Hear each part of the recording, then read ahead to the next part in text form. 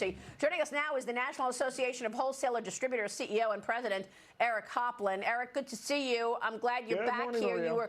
You predicted that they would go on strike a couple of days ago. Your association oversees roughly 35,000 companies, making up an $8.2 trillion annual industry. Your reaction now that these workers have begun to strike? Well, first of all, I want to send some good news. Is America's wholesale distribution industry has been preparing for this strike for months, adding additional supply, trying to reroute supply chains. And so, we're trying to weather the storm. This is something that we do every day. But as I'm talking to members, distributors all across the nation, one thing is starting to emerge, Maria. It appears that shipments that they were expecting to arrive a week or two ago still haven't arrived, which tells us that the longshoremen have been slow walking things at the docks so that they could time it exactly for today as they went out on strike, so we'd immediately start feeling the pinch in the supply chain. Wow. Well, that's not good. No. The strike is reportedly going to cost up to $5 billion a day. Commerce Secretary Gina Raimondo was not concerned when she was asked about it this week. Watch.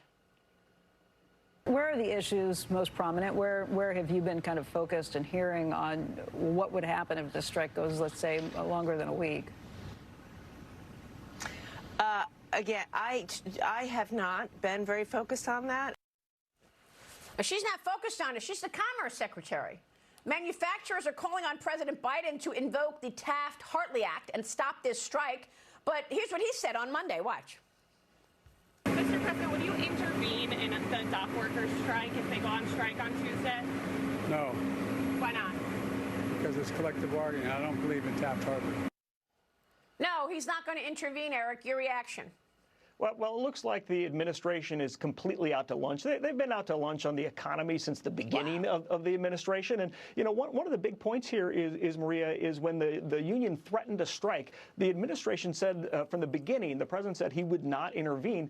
That essentially gave the union a green light to go ahead. And so what we've seen is they have been away from the bargaining table for the last 3 months. They won't even talk to USMX. They don't want a deal. This is a premeditated attack on the American economy, and they're starting to carry it out today. The fact that the president is not intervening is a mistake. And so I've joined 200 other trade association CEOs representing the entire economy. We're calling on the president to invoke Taft-Hartley to get involved, to get our ports back in order.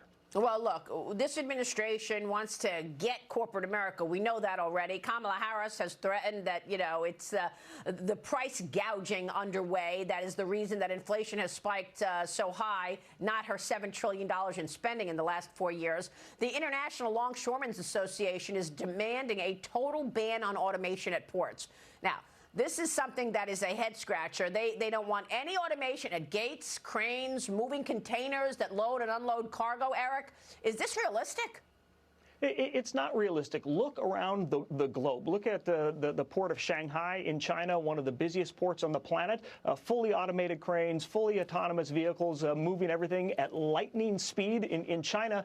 Same thing in Singapore. Same thing at Rotterdam in the Netherlands. And by the way, Maria, Rotterdam started moving to automation 30 years ago. We're already 3 decades behind. And what the longshoremen want to do with this contract is to lock America back in the Stone Age for another 6 years.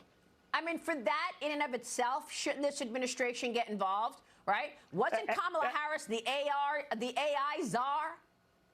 Well, absolutely, they should get involved, and I think they should take a page out of President Reagan's playbook. He famously fired the air traffic controllers when they went out on strike, because when these labor laws were invented, Maria, they were designed to prevent a strike at a port or at a facility, rather, or a plant, manufacturing plant. They weren't designed in a way that could prevent a strike that would impact the entire supply chain. And so the president, I think, needs to get involved here and end this strike. And Ronald Reagan put troops on the trucks for protection as well. He dealt with it, and he dealt with it strongly. Eric, good to see you. Thank you, sir. Good to see you Eric too. Hoplin joining us. Quick break, and then a new